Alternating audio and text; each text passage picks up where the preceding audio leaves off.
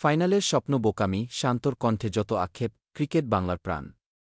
আর সেই প্রাণের মূল চরিত্র যখন নিজের পারফরম্যান্স নিয়ে খোলাখুলি কথা বলেন, তখন সেটা অনুরাগীদের হৃদয় ছুঁয়ে যায়। বাংলাদেশ জাতীয় দলের অধিনায়ক নাজমুল হোসেন শান্ত সম্প্রতি এক সাক্ষাৎকারে তার হতাশা আর আক্ষেপের কথা প্রকাশ করেছেন। শান্তর কণ্ঠে ফুটে উঠেছে বাস্তবতার কঠোর চিত্র। ফাইনালের স্বপ্ন দেখা যেন এখন বোকামিই মনে হচ্ছে। বাংলাদেশ দল সাম্প্রতিক টুর্নামেন্টগুলোতে ধারাবাহিক ব্যর্থতার মধ্যে দিয়ে যাচ্ছে।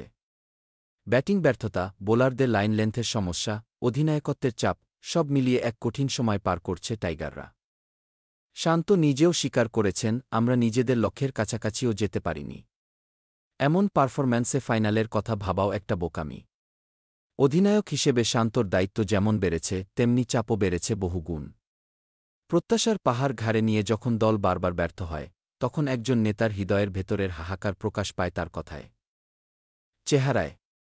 আমি জানি সমর্থকরা আমাদের নিয়ে অনেক স্বপ্ন দেখে, কিন্তু আমরা তাদের সেই স্বপ্ন পূরণ করতে পারছি না, এটাই সবচেয়ে কষ্টের। শান্ত বলেন, সাম্প্রতিক টি-20 বিশ্বকাপে বাংলাদেশের পারফরম্যান্স ছিল অত্যন্ত হতাশাজনক।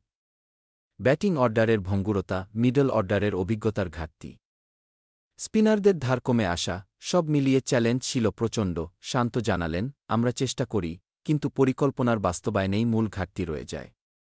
অনেক সময় নিজেরাও বুঝি না কেন এত বাজে খেলছি। তবে সমালোচনার মাঝেও শান্ত আশাবাদী। তরুণদের মধ্যে অনেক প্রতিভা আছে, যারা ভবিষ্যতের ভিত্তি হতে পারে। আমাদের উচিত এখন থেকে পরবর্তী বিশ্বকাপের জন্য প্রস্তুতি শুরু করা।